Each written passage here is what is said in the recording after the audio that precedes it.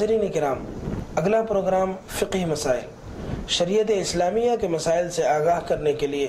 مختلف عناوین پر مختلف مفتیان کرام روزانہ فقہی مسائل پیش کر رہے ہیں۔ آج کا عنوان زکوٰۃ کی فرضیت و فضیلت، جسے پیش کر رہے ہیں مفتی عبد المہیمن اظہر قاسمی، نائب صدر صفا بیت المال انڈیا۔ الحمدللہ رب العالمین والصلاة والسلام علی سید المرسلین محمد وآلہ وصحبہ اجمعین، اما بعد فاعوذ باللہ من الشیطان الرجیم، بسم اللہ الرحمن الرحیم، والذین یکنزون الذہب والفضہ ولا ينفقونها فی سبیل اللہ فبشرهم بعذاب علیم یوم یحمى علیہا جباہہم وجنوبہم وظہورہم ھذا ما کنزتم لانفسکم فذوقوا ما کنتم تکنزون۔ صدق اللہ العظیم۔ بزرگان محترم، اللہ تعالیٰ نے جس طرح اہل ایمان پر نماز اور روزے کو فرض کیا ہے، اسی طرح اس امت کے مالداروں کے لیے زکوٰۃ فرض قرار دی گئی ہے۔ یہی وجہ ہے کہ نبی رحمت حضرت محمد الرسول اللہ صلی اللہ علیہ وسلم جب مختلف علاقوں میں مختلف افراد کو بحیثیت مبلغ روانہ کیا کرتے تھے اور مدینہ المنورہ سے دور دراز کے علاقوں میں انہیں بھیجا کرتے تھے تاکہ ان علاقوں میں پہنچ کر وہ وہاں کے باشندوں کو اور وہاں کے رہنے والوں کو دین کی دعوت دیں اور اسلامی تعلیمات سے آراستہ کریں، تو اس دعوتی دورے پر بھیجتے ہوئے، اس مقصد کے لیے روانہ کرتے ہوئے نبی رحمت صلی اللہ علیہ وسلم اولین طور پر جو ہدایات انہیں دیا کرتے تھے وہ یہی تھی کہ جب تم اس علاقے میں پہنچو تو سب سے پہلے وہاں کے رہنے والوں کو اسلام کی تعلیم دو، سب سے پہلے انہیں اللہ کے سلسلے میں اور اللہ کے رسول صلی اللہ علیہ وسلم کے سلسلے میں بتاؤ، اور جب وہ اسے قبول کریں تو دوسرے مرحلے پر انہیں نماز کی تعلیم دو، اور جب نماز کو وہ قبول کریں تو پھر انہیں بتاؤ کہ اللہ نے ان کے اموال میں زکوٰۃ فرض کی ہے کہ وہ زکوٰۃ ان کے مالداروں سے لی جاتی ہے اور ان کے غریبوں میں اس مال کو تقسیم کیا جاتا ہے۔ قرآن مجید میں بھی موقع بموقع اللہ تعالیٰ نے جہاں نماز کا حکم دیا ہے وہیں زکوٰۃ کا بھی حکم دیا کہ اقیموا الصلاۃ وآتوا الزکاۃ، کہ نماز قائم کرو، کہ نماز بدنیہ عبادت ہے کہ اس عبادت کے ذریعے تم اپنے بدن کو رب ذوالجلال کی جانب متوجہ کرتے ہو، اور پھر ساتھ ہی ساتھ یہ بھی حکم دیا گیا کہ آتوا الزکاۃ، زکوٰۃ ادا کرو، کہ زکوٰۃ ایک خالص مالی عبادت ہے کہ اس مال کے ذریعے تم اپنے تابع ہونے کا اللہ کے سامنے اظہار کرتے ہو اور اس کے ذریعے تم اپنے بقیہ مال کو صاف و ستھرا اور پاکیزہ کرتے ہو۔ زکوٰۃ ایک ایسا حکم ہے اور ایک ایسا رکن ہے کہ جو شخص اس کی فرضیت کا انکار کرتا ہے، اس کی رکنیت کا انکار کرتا ہے، بالاتفاق وہ دائرہ اسلام سے خارج ہے۔ یہی وجہ ہے کہ نبی رحمت حضرت محمد الرسول اللہ صلی اللہ علیہ وسلم کے اس دنیا سے پردہ فرمانے کے بعد ایک جماعت کھڑی ہوئی تھی، اور ایک جماعت نے بغاوت اور سرکشی کی تھی، اور انہوں نے اعلان کیا تھا کہ اب ہم زکوٰۃ ادا نہیں کریں گے۔ حضرت ابو بکر رضی اللہ عنہ نے برموقع ان کا مقابلہ کیا تھا اور اعلان جہاد ان کے ساتھ کیا تھا، اور اس بات کا اعلان کیا تھا کہ اگر وہ ایک اونٹ کی رسی بھی جو حضور اکرم صلی اللہ علیہ وسلم کے زمانے میں بطور زکوٰۃ کے وہ ادا کیا کرتے تھے، اگر وہ اس کو ادا نہ کریں گے تو میں ان سے جہاد کروں گا اور میں ان سے جنگ کروں گا۔ یہ ممکن نہیں ہے کہ ابو بکر زندہ رہے اور دین میں کسی طرح کی کوئی کمی پیدا ہو جائے۔ اس سے معلوم یہ ہوتا ہے کہ زکوٰۃ اسلام کا ایک لازمی رکن ہے، اور جو شخص اس کی رکنیت سے انکار کرتا ہے وہ بالاتفاق دائرہ اسلام سے خارج ہے۔ زکوٰۃ اللہ رب العزت نے مالداروں کے مال میں ادا کی ہے، اور اس زکوٰۃ کے نظام کے ذریعے اللہ تعالیٰ نے پوری دنیا میں ایک ایسا پیارا نظام پیدا کیا ہے جس کے ذریعے انسان اپنی معیشت کو مستحکم کر سکتا ہے۔ چونکہ اللہ تعالیٰ نے اس دنیا میں اور اس کائنات میں ہر انسان کو اور ہر جاندار کو دوسرے کا محتاج بنایا ہے، ہر شخص اپنی زندگی کے اندر دوسرے کا محتاج ہے، اور رب ذوالجلال کے علاوہ پوری کائنات میں کوئی ذات ایسی نہیں ہے جو اس بات کا اعلان کر دے کہ میں اپنی ذات میں کسی کا محتاج نہیں ہوں اور مجھے کسی کی ضرورت نہیں ہے۔ اللہ تعالیٰ نے اس پورے کائنات کے نظام کو اس طرح سے بنایا ہے کہ ہر انسان اپنی زندگی کے گزارنے میں اور ہر انسان اپنی زندگی کی گاڑی کو آگے بڑھانے میں دوسرے کی مدد کا اور دوسرے کی مدد کا محتاج ہے. یہی وجہ ہے کہ ہر مالدار کو اللہ نے محتاج بنایا ہے غریب کا، غریب کو اللہ نے محتاج بنایا مالدار کا، مالک کو اللہ نے محتاج بنایا ہے نوکر کا، نوکر کو اللہ نے محتاج بنایا ہے مالک کا. اور ان کی روزی اللہ تعالیٰ نے ایک دوسرے کے سبب سے منسلک کر دی ہے کہ ایک بیچنے والا اپنی روزی حاصل کر سکتا ہے خریدنے والے کے ذریعے، اور خریدنے والا اپنی ضروریات کی تکمیل کر سکتا ہے بیچنے والے کے ذریعے. اگر بیچنے والے نہ ہو تو خریدنے والوں کی ضروریات مکمل نہ ہوں گی، اور اگر خریدنے والے نہ ہو تو بیچنے والوں کے مقاصد مکمل نہیں ہوں گے، اور بیچنے والے اپنی کمائی کو حاصل نہیں کر پائیں گے. اس طرح سے اللہ تعالیٰ نے ایک پورا نظام بنایا ہے. اس نظام میں کچھ ایسے لوگ ہیں جنہیں اللہ رب العزت نے معذور اور مفلوج بنایا ہے. کچھ ایسے لوگ ہیں جن پر اللہ نے ایسی ذمہ داریاں عائد کی ہیں جو ذمہ داریاں وہ دوسرے کی مدد کے بغیر ادا نہیں کر سکتے. چنانچہ مالداروں کو حکم دیا گیا ہے کہ وہ ایسے افراد کی تحقیق کریں، ایسے افراد کا جائزہ لیں، ایسے افراد کو ڈھونڈیں. ان میں وہ بھی ہوں گے جو اپنی ضروریات کو بتائیں گے، اپنی ضروریات کا اظہار کریں گے اور اپنی ضروریات مانگ کر دوسروں سے حاصل کریں گے. اور کچھ ایسے بھی لوگ ہوں گے جو اپنی عفت کے خاطر جو اپنی ضروریات کا دوسروں کے سامنے اظہار نہیں کر پائیں گے. اللہ تعالیٰ نے حکم دیا کہ مالداروں کی ذمہ داری ہوتی ہے کہ وہ دونوں طرح کے لوگوں کی تحقیق کرے. للسائل والمحروم، وہ شخص جو سوال کرتا ہے، اپنی ضرورت کا اظہار کرتا ہے، اگر واقعتاً وہ ضرورت مند ہے تو اس کی بھی ضرورت کی تکمیل کی جائے. اور دوسرا وہ آدمی جو اپنی ضرورت کا اظہار نہیں کر پاتا لیکن کچھ مشکلات اس کے ایسے درپیش ہے کہ ان مشکلات کو اس کے پیشانیوں سے پہچانا جا سکتا ہے، ان کی ضرورتوں کو ان کے چہروں سے بھاپا جا سکتا ہے اور ان کے چہروں سے ان کی ضرورت کو پڑھا جا سکتا ہے. اللہ تعالیٰ نے حکم دیا کہ مالداروں کی ذمہ داری ہے کہ وہ ایسے افراد کی بھی تحقیق کر ایسے افراد تک پہنچ کر ان کے ضروریات کی تکمیل کی کوشش کریں. اس بہترین نظام کے ذریعے اللہ تعالیٰ نے ضرورت مندوں کی ضرورت کی تکمیل کا اہتمام فرمایا ہے. اس سے ضرورت مندوں کی ضرورت مکمل ہوتی ہے. اور پھر جب مالدار لوگ ضرورت مندوں کی ضرورت مکمل کرتے ہیں تو نبی رحمت حضرت محمد رسول اللہ صلی اللہ علیہ وسلم نے ایسے لوگوں کے لیے دنیا میں بھی خوشخبریاں دی ہیں اور آخرت میں بھی ایسے لوگوں کے لیے بڑے اونچے مراتب رکھے گئے ہیں. وہ لوگ جو بڑے اہتمام کے ساتھ اپنے اموال کی زکوٰۃ نکالتے ہیں اور اپنے مال کی زکوٰۃ نکال کر اس کو ضرورت مند تک پہنچاتے ہیں، دنیاوی طور پر اللہ رب العزت ان کے مال کے حفاظت کے اسباب پیدا کر دیتا ہے. ان کے مال کو اللہ تعالیٰ ہلاکت سے محفوظ کر دیتا ہے اور ان کا مال اللہ کی حفاظت اور اللہ کی نگرانی میں چلا جاتا ہے. اور پھر اللہ کی جانب سے رحمت کے دروازے کھول دیے جاتے ہیں. خود اللہ تعالیٰ نے حکم دیا، خذ من اموالہم صدقۃ تطہرہم وتزکیہم بہا وصلی علیہم، کہ اے نبی صلی اللہ علیہ وسلم آپ ان صحابہ کرام کے اموال سے زکوٰۃ حاصل کیجئے، صدقات حاصل کیجئے غریبوں کے لیے. اور اس کا مقصد یہ ہے اور اس کا فائدہ یہ ہے کہ یہ مال ان کی پاکی کا کام کرتا ہے، وتزکیہم، ان کے دلوں کی صفائی کا کام کرتا ہے. اور پھر اے نبی جب یہ اپنے صدقات کو ادا کریں تو آپ ان کے لیے رحمت کی دعا کیجئے. اس صدقے کا ادا کرنا ان کے لیے رحمت کا باعث ہوگا. اس صدقے کا ادا کرنا اللہ کے غضب کو ان کے لیے ٹھنڈا کرنے کا باعث ہوگا. حضور اکرم صلی اللہ علیہ وسلم نے ارشاد فرمایا کہ ان الصدقۃ لتطفئ غضب الرب، کہ صدقہ اللہ کے غصے کو ٹھنڈا کرتا ہے. موقع بموقع جو کوتاہیاں ہم سے سرزد ہوتی ہیں، صدقات کے ذریعے اللہ تعالیٰ کی ناراضگی کو ہم اس سے دور کر سکتے ہیں. تو صدقے کا ایک بڑا فائدہ یہ ہے، زکوٰۃ کا ایک بڑا فائدہ یہ ہے کہ اللہ کی رحمت ہماری جانب متوجہ ہوتی ہے، رحمت کے دروازے ہمارے لیے کھول دیے جاتے ہیں، اللہ کا غضب ہمارے سلسلے میں ٹھنڈا ہوتا ہے. اور آخرت میں اس صدقے کی بنیاد پر اللہ کی جانب سے بڑے انعامات سے نوازا جاتا ہے، اللہ کی جانب سے بڑے اکرامات سے نوازا جاتا ہے.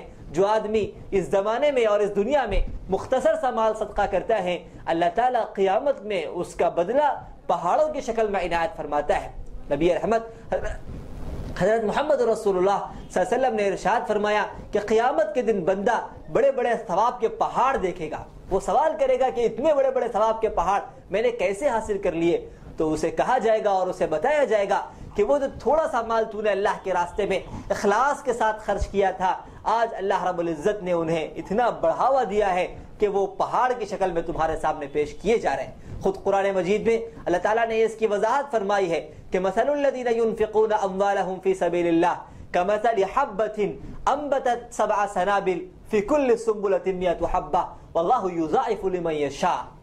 کہ اللہ کے راستے میں جو شخص مال خرچ کرتا ہے اس کی مثال ایسی ہے جیسے کہ ایک دانہ زمین میں بویا جاتا ہے، ایک دانہ زمین میں پرویا جاتا ہے، اور اس ایک دانے کی بنیاد پر 7 بالیاں زمین سے نکلتی ہیں، اور ہر بالی میں 100 دانے ہوتے ہیں، یعنی ایک دانے کے بدلے میں اسے 700 دانے دیے جاتے ہیں۔ ایسے ہی جب 1 روپیہ اللہ کے راستے میں کوئی شخص خرچ کرتا ہے، اللہ تعالیٰ اس کے اخلاص کی بنیاد پر اس کو بڑھاتا رہتا ہے، جبکہ ایک کے بدلے میں 700 بلکہ اس سے بھی زیادہ اجر و ثواب اللہ کی جانب سے دیا جاتا ہے۔ واللہ یضاعف لمن یشاء، اور اللہ جسے چاہتا ہے بے پناہ اجر و ثواب عنایت فرماتا ہے۔ اس کے رحمت کے دروازوں میں کوئی کمی اور کوتاہی نہیں ہے، اور اس کے دریا میں کسی قسم کی کوئی کمی نہیں ہے، وہ جسے جتنا چاہتا ہے نوازتا ہے۔ اسی لیے ضرورت اس بات کی ہے کہ آدمی جو بھی خرچ کرے اخلاص کے ساتھ خرچ کرے، اللہ کو راضی کرنے کے لیے خرچ کرے۔ آدمی جو بھی خرچ کرے اللہ تعالیٰ کی رضامندی کے حصول کو اپنا مقصد بنائے۔ اور اس کے مقابلے میں وہ لوگ جو اپنے اموال کی زکوٰۃ ادا نہیں کرتے، جو اپنے اموال کی زکوٰۃ کے ادا کرنے کے سلسلے میں کوتاہی سے کام لیتے ہیں، نبی رحمت حضرت محمد رسول اللہ صلی اللہ علیہ وسلم نے انہیں بڑے سخت وعیدیں بیان کی ہیں۔ حضور اکرم صلی اللہ علیہ وسلم نے ارشاد فرمایا کہ وہ آدمی جو مال جمع کرتا ہے اور اپنے جمع شدہ مال کی زکوٰۃ ادا نہیں کرتا، مثل لہ یوم القیامت شجاعا، اللہ تعالیٰ فرماتے ہیں کہ قیامت کے دن اس کے مال کو اژدہے کی شکل دے دیا جائے گا، بڑا خطرناک قسم کا اژدہا اس کے مال سے بنایا جائے گا، اور وہ اژدہا اس کے گلے کا طوق بن جائے گا، اور اس کے منہ کی دونوں باچھوں کو پکڑ کر کہے گا انا مالک انا کنزک، کہ میں تیرا مال ہوں، میں تیرا خزانہ ہوں۔ دنیا میں تو مجھے راحت کا سامان سمجھا کرتا تھا، دنیا میں تو مجھے فخر کا سامان سمجھا کرتا تھا، دنیا میں تو مجھے اطمینان کا سامان سمجھا کرتا تھا، اور تو نے مجھے اس مقصد کے لیے جمع کیا تھا تاکہ میں تجھے پریشانیوں سے نجات دلاؤں، تو نے مجھے اس مقصد کے لیے اکٹھا کیا تھا تاکہ میں تیری مصیبتوں میں تیرا کام آؤں، لیکن تو نے مجھ سے اللہ کا حق نہیں نکالا، مجھ سے تو نے غریبوں کا حق نہیں نکالا۔ تیرے پاس سائل آیا کرتے تھے تو ان کو جھڑک کے بھگایا کرتا تھا، تیرے پاس ضرورت مند آیا کرتے تھے تو ان کی ضروریات سے صرف نظر کر لیا کرتا تھا، اور تیرا مقصد یہ تھا کہ تیرا مال صرف تیرے کام آئے اور تیرے علاوہ کسی اور کے ہاتھ تک وہ نہ پہنچے۔ لیکن حقیقت یہ تھی کہ جب تو نے اللہ کے حق کو اس سے بھلا دیا تو آج تیرا جمع کردہ مال تیرے لیے مصیبت کا باعث بن رہا ہے۔ میں ہی وہ مال ہوں جس کو تو راحت کے لیے جمع کرتا تھا، لیکن آج مجھے تیرے عذاب کے لیے مسلط کیا گیا ہے، آج مجھے تجھے ہلاک کرنے کے لیے مسلط کیا گیا ہے، آج مجھے تیرے کیے کا بدلہ دینے کے لیے مسلط کیا گیا ہے، اور تو اپنے کیے کی سزا چک۔ قرآن مجید میں اللہ تعالیٰ نے خود ارشاد فرمایا کہ والذین یکنزون الذهب والفضة ولا ينفقونها في سبيل الله فبشرهم بعذاب علیم، کہ وہ لوگ جو مال جمع کر کے رکھتے ہیں اور اس مال میں زکوٰۃ ادا نہیں کرتے، اس مال میں اللہ کا حق ادا نہیں کرتے، اے نبی صلی اللہ علیہ وسلم آپ انہیں دردناک عذاب کی خوشخبری سنا دیجئے۔ یوم یحمى علیہا جباہہم وجنوبہم وظہورہم ھذا ما کنزتم لانفسکم فذوقوا ما کنتم تکنزون، کہ قیامت کے دن ان کے اس مال کو آگ میں تپایا جائے گا، اور اس تپتے مال کے ذریعے ان کے بازوؤں کو، ان کے پہلوؤں کو اور ان کے پیشانیوں کو داغا جائے گا، اور داغتے داغتے ان کی مصیبتوں میں اضافے کے لیے ان سے کہا جائے گا ھذا ما کنزتم لانفسکم، یہ وہ مال ہے جو تم اپنے لیے جمع کر کے رکھتے تھے، یہ وہ مال ہے جو تم اکٹھا کر کے رکھتے تھے، اور یہ وہ مال ہے جس کے ذریعے تم اللہ کے حق کو ادا نہیں کرتے تھے۔ فذوقوا ما کنتم تکنزون، جو مال تم نے جمع کیا ہے آج اس مال کی سزا اور اس مال کا بدلہ تم چکھ لو، اس مال کی سزا انہیں سنائی جائے گی اور اس مال کا انہیں بدلہ دیا جائے گا۔ اسی لیے اللہ تعالیٰ نے فرمایا کہ وَلَا يَحْسَبَنَّ الَّذِينَ يَبْخَلُونَ بِمَا آتَاهُمُ اللَّهُ مِنْ فَضْلِهِ هُوَ خَيْرًا لَهُمْ بَلْ هُوَ شَرٌّ لَهُمْ، کہ وہ لوگ جو اللہ کے دیے ہوئے مال میں بخل کرتے ہیں انہیں کبھی بھی ان کے سلسلے میں یہ تصور نہیں کرنا چاہیے کہ وہ بڑی بھلائی پر ہیں اور بڑے خیر کو انہوں نے حاصل کر لیا ہے اور بڑے خوش قسمت ہیں اور بڑے صاحب نصیب ہیں۔ کبھی انہیں نفع میں نہیں سمجھنا چاہیے اور کبھی ان کو دیکھ کر یہ تصور نہیں کرنا چاہیے کہ وہ بڑی بھلائی میں اور بڑے خیر کے اندر ہیں کہ سارے مال کو انہوں نے اپنے لیے جمع کر لیا ہے اور ان کے مال کا کوئی حصہ بطور زکوٰۃ کے نہیں نکلتا، سارا مال ان کا کام آئے گا۔ اللہ تعالیٰ فرماتے ہیں کہ کبھی ایسے لوگوں کو دیکھ کر رشک کی نگاہیں یا ایسے لوگوں کو دیکھ کر کبھی رشک کی نظریں اپنے اندر پیدا نہ کرنی چاہیے، بلکہ یہ لوگ بڑی ہلاکت میں ہیں۔ وہ نہیں جانتے کہ ان کا مال انہیں کس راستے پر لے جا رہا ہے، وہ نہیں جانتے کہ ان کا مال انہیں کہاں لے جائے گا، وہ نہیں جانتے کہ ان کے مال کو ان کے ہلاکت کا سبب بنایا جائے گا۔ بل ہوا شر لہم، وہ مال ان کے لیے ہلاکت کا باعث بنے گا، ان کے لیے نقصان کا سبب بنے گا، ان کے لیے وہ مال کبھی فائدہ مند نہیں ہوگا۔ سیطوقون ما بخلوا به یوم القیامہ، جس مال کے ذریعے وہ بخل کرتے ہیں اسی مال کو ان کے گلے کا طوق بنایا جائے گا اور اسی مال کو ان کے عذاب کا باعث بنایا جائے گا۔ اخروی طور پر اس مال کے ذریعے انہیں سخت سزائیں دی جائیں گی، اور دنیاوی طور پر وہ زکوٰۃ جو وہ ادا نہیں کرتے، اس زکوٰۃ کے ادا نہ کرنے کی وجہ سے ان کے بقیہ مال کو تباہی اور ہلاکت کے نظر کر دیا جائے گا۔ وہ مال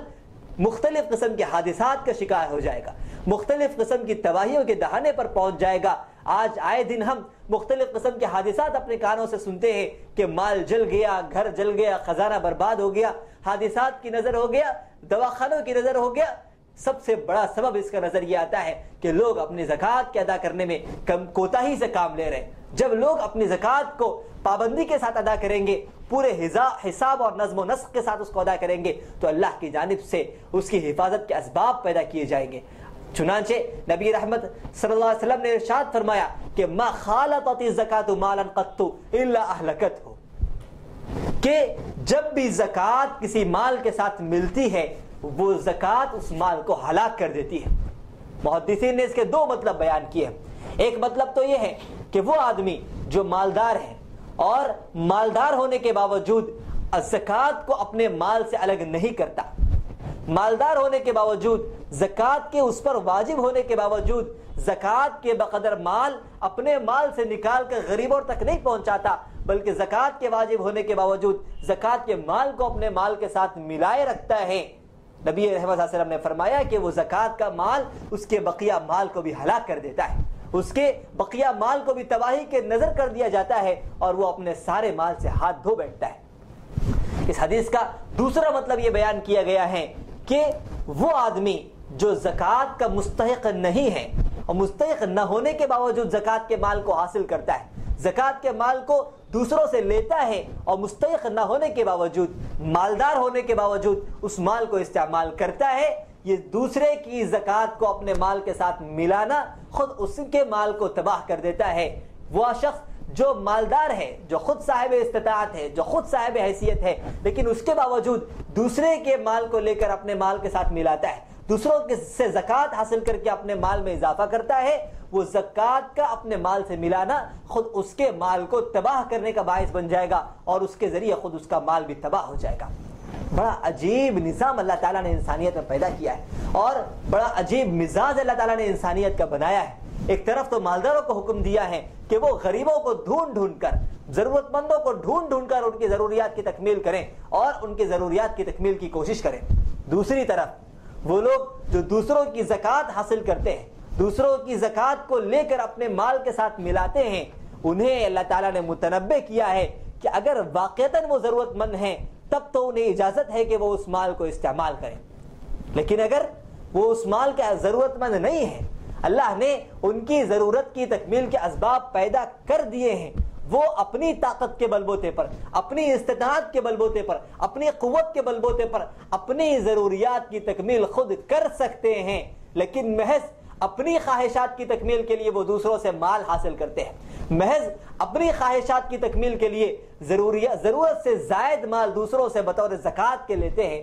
نبی رحمت حضرت محمد الرسول اللہ صلی اللہ علیہ وسلم نے انہیں متنبہ کیا ہے کہ ان کا یہ عمل دنیاوی طور پر ان کے لیے ہلاکت کا باعث ہوگا، اور قیامت کے دن ان کا یہ عمل ان کے لیے مشکلات کا سبب بنے گا۔ قیامت کے دن ایسے آدمی کے لیے ان کا مال انہیں زخمی کرنے کا باعث بنے گا جو ضرورت مند نہ ہونے کے باوجود دوسروں سے مال زکوٰۃ حاصل کیا کرتے تھے، دوسروں سے صدقے کا مال حاصل کیا کرتے تھے اور اسے کھایا کرتے تھے۔ اسی لیے بزرگان محترم، اس مزاج کو شریعت کے سمجھنے کی ضرورت ہے۔ شریعت نے ایک طرف تو مالداروں کو حکم دیا ہے کہ وہ اپنے مال کی زکوٰۃ ادا کریں، دوسری طرف شریعت نے لوگوں کے اندر گداگری کا مزاج نہیں پیدا کیا، لوگوں کے اندر سوال کرنے کا مزاج نہیں پیدا کیا، بلکہ بار بار انہیں حکم دیا گیا کہ وہ حتی الامکان دوسروں سے مانگنے سے احتراز کریں، دوسروں کے سامنے اپنی ضرورت کے اظہار سے اجتناب کرے، دوسروں کے سامنے بھیک مانگنے سے گریز کیا کرے، اس لیے کہ یہ پیشہ اور یہ چیز اللہ کو نامحبوب ہے اور اللہ کی نگاہوں میں بڑی بری ہے۔ وہ لوگ جو ضرورت مند نہ ہونے کے باوجود دوسروں سے مال زکوٰۃ کو حاصل کرتے ہیں اور ان کی نگاہیں ہمیشہ دوسروں کے مال پر لگی ہوتی ہیں، انہیں نبی رحمت حضرت محمد رسول اللہ صلی اللہ علیہ وسلم کے ان احکامات کا جائزہ لینے کی ضرورت ہے کہ نبی کریم صلی اللہ علیہ وسلم نے جن پیاری تعلیمات سے ہمیں آراستہ کیا تھا، آج ہم نے ان تعلیمات کو پس پش ڈال کر مختلف قسم کے وبال ہم نے اپنے اوپر لاد دیے۔ اسی لیے ایک طرف تو زکوٰۃ کے دینے والوں کو اس بات کی فکر کرنی ہے کہ ہم اپنے مکمل مال کی زکوٰۃ ادا کریں، دوسری طرف زکوٰۃ کے لینے والوں کو بار بار اپنا جائزہ لینا ہے کہ کیا زکوٰۃ کے لیے بغیر ہماری ضرورت کی تکمیل ہو رہی ہے یا نہیں ہو رہی۔ اگر زکوٰۃ کے لیے بغیر ہم اپنی ضرورت کی تکمیل کر پا رہے ہیں تو پھر یاد رکھنا چاہیے کہ ہم اس مال کے حاصل کرنے کے ذریعے ضرورت مندوں کی ضرورت کو مار رہے ہیں، ضرورت مندوں کے حق کو مار رہے ہیں، اور ان کے حق مار کر ہم ضرورت مند نہ ہونے کے باوجود اس مال کو حاصل کر رہے ہیں۔ اس سلسلے میں انہیں اللہ کا خوف پیدا کرنا چاہیے۔ اور تیسری بات یہ ہے کہ زکوٰۃ ادا کرنے کے سلسلے میں ہمیں اس کے آداب کی رعایت کرنی چاہیے، اس کے جو آداب اللہ رب العزت نے بیان کیے ہیں ان آداب کو ملحوظ رکھنا چاہیے۔ اس کا ادب سب سے پہلے اللہ رب العزت نے یہ بیان فرمایا ہے کہ قول معروف ومغفرۃ من صدقۃ یتبعها اذى، کہ بھلی بات کر دینا بہتر ہے اس صدقے کے مقابلے میں جس کے ساتھ انسان مختلف قسم کی مصیبتیں لگا دیتا ہو۔ صدقہ ادا کرنے والے کو چاہیے کہ وہ جس کو صدقہ ادا کر رہا ہے اس کے اوپر احسان نہ جتلائے،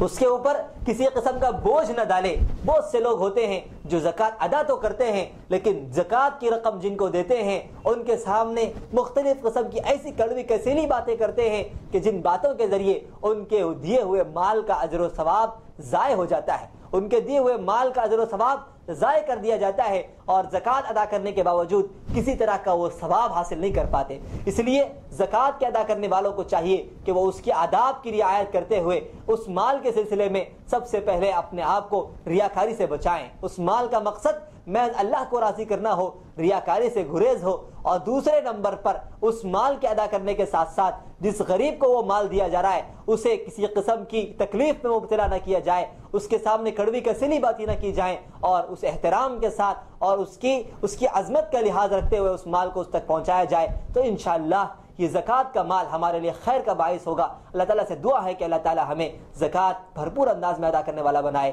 آمین وآخر دعوانا الحمدللہ رب العالمین۔ السلام علیکم ورحمۃ اللہ وبرکاتہ۔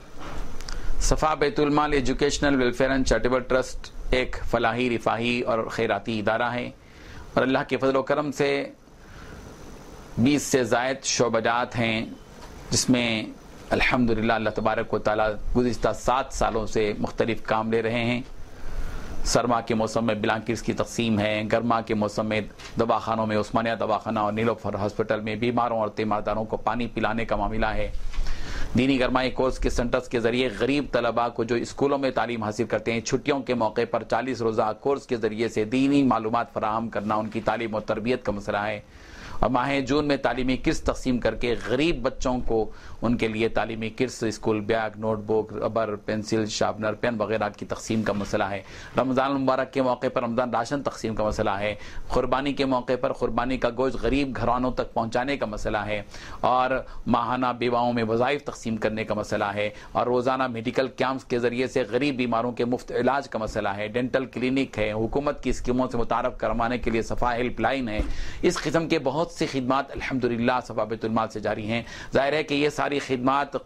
قوم کی جو قوم کے لیے کی جا رہی ہیں، یہ قوم کے افراد ہی کے تعاون پر مبنی ہے، اور اللہ تبارک و تعالیٰ نے جن مالداروں کو سکت دی ہے، طاقت دی ہے، اللہ نے ان کو مال دیا ہے، اس مال میں کا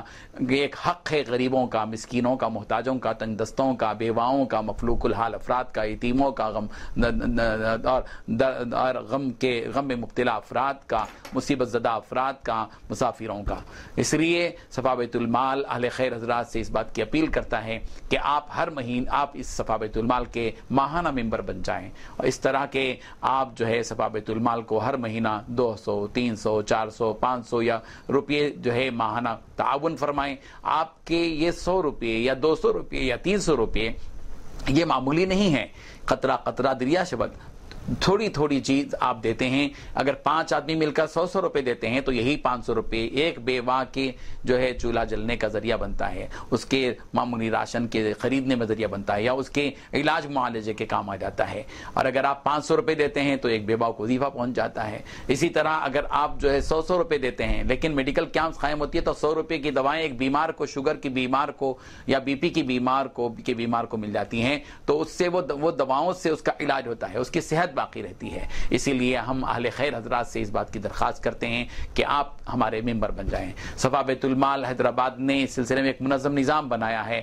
9-10 افراد کو ممبر بنایا، نمائندہ رکھا گیا ہے، اور وہ آپ تک پہنچتے ہیں۔ جب آپ فون کرتے ہیں تو آپ ہر مہینہ آ کر آپ کے پاس سے وصول کر کے لے جاتے ہیں، آپ کو آ کر دینے کی بھی ضرورت نہیں ہے، ہمارے نمائندے آپ کے گھر پہنچ کر ہر مہینہ آپ سے 100 150 200 جو بھی آپ دیتے ہیں وصول کر لیتے ہیں، اور آپ کا باقاعدہ آپ جب ممبر بن جاتے ہیں تو آپ کا کوڈ اس میں ہو جاتا ہے، اور جو بھی رقم آپ دیتے ہیں اس پر پوری رسید دی جاتی ہے، اور رسید پر آپ کو تمانیت حاصل کرنے کے لیے ایک نمبر دیا جاتا ہے 9394419816 کا، جو اکاؤنٹنٹ صاحب کا نمبر ہے، اور آپ دی گئی رقم سے متعلق تمانیت حاصل کر سکتے ہیں کہ آپ جو رقم ہر مہینہ دے رہے ہیں وہ مرکز کو پہنچ رہی ہے یا نہیں پہنچ رہی ہے، اور پورے حسابات کو الحمدللہ مینٹین کیا جاتا ہے، آڈٹ کیا جاتا ہے، اور ٹیلی میں پورے کمپیوٹر میں آپ کے پورے دی ہوئی خدمت، دی ہوئے تعاون کا ڈاٹا موجود رہتا ہے۔ آپ کبھی بھی کسی بھی وقت میں ورکنگ ڈیز میں ایام کارکردگی میں آ کر آپ دیکھ سکتے ہیں کہ کس طرح منظم انداز میں کام ہو رہا ہے۔ آپ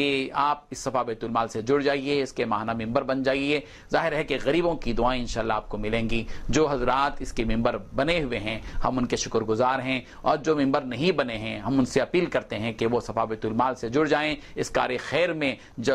آپ حصہ لیں۔ غریبوں کی دعائیں آپ کے ساتھ رہیں گی، آپ کے گھروں میں برکت کا یہ عمل باعث بنے گا۔ ہماری ضرورتیں تو پوری ہوتی ہی رہتی ہیں، ہمارا بچہ بیمار ہوتا ہے تو ہم کس قدر علاج کرتے ہیں، ایک غریب کا بچہ بیمار ہوتا ہے تو ظاہر بات ہے کہ وہ بھی ہماری ذمہ داری ہے۔ کتنی بیوائیں ایسی ہوتی ہیں بے سہارا جن کی ضرورتیں پوری ہو نہیں پاتی ہیں، ہم ان کے لیے وظائف جو جاری کرتے ہیں۔ تو اس لیے ہم اہل خیر حضرات سے درخواست کرتے ہیں کہ آپ صفا بیت المال کا دورہ کریں، آئیں، قریب سے دیکھیں یہ کیسا ادارہ ہے، کس انداز میں اور کس ڈھنگ میں منظم انداز میں اس کا کام ہو رہا ہے، آپ خود آ کر دیکھیں، تحقیق کریں، اس لیے کہ اس ادارے میں پوری شفافیت رکھی گئی ہے، اور الحمدللہ منظم انداز میں، مؤثر طریقے سے، مفید انداز میں یہ خدمات جاری ہیں۔ آپ اس کے ممبر بن جائیے۔ آپ اس کے ویب سائٹ پر بھی آپ دیکھیے، safabaitulmal.com پر safabaitulmal.com۔ آپ یوٹیوب میں بھی صفا بیت المال ٹائپ کیجئے، آپ کو پورے ویڈیوز آپ کو ملیں گے، کہاں کہاں ہماری کیا کیا خدمات انجام دی رہی ہیں، کس کس شعبے میں کام ہو رہا ہے، کن کن پہلوؤں پر ہماری نظریں ہیں، کہاں کہاں ہماری خدمات ہو رہی ہیں، یہ ساری چیزیں آپ کو مل پائیں گی۔ اس لیے ہم آپ سے درخواست کرتے ہیں کہ آپ اس کے ممبر بن جائیے، ماہانہ ممبر بن جائیے، اور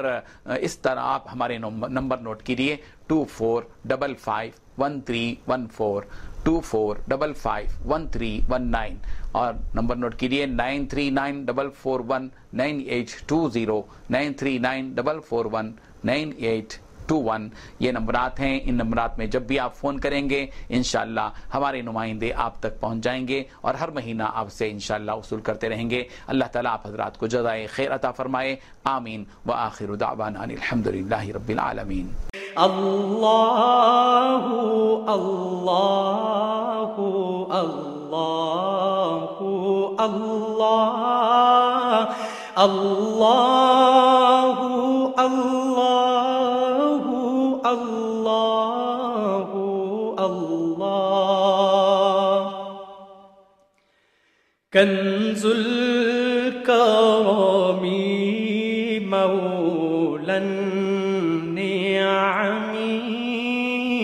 هادي الأمم لشريعته نعمت کا خزینہ ہے مولا. بسم اللہ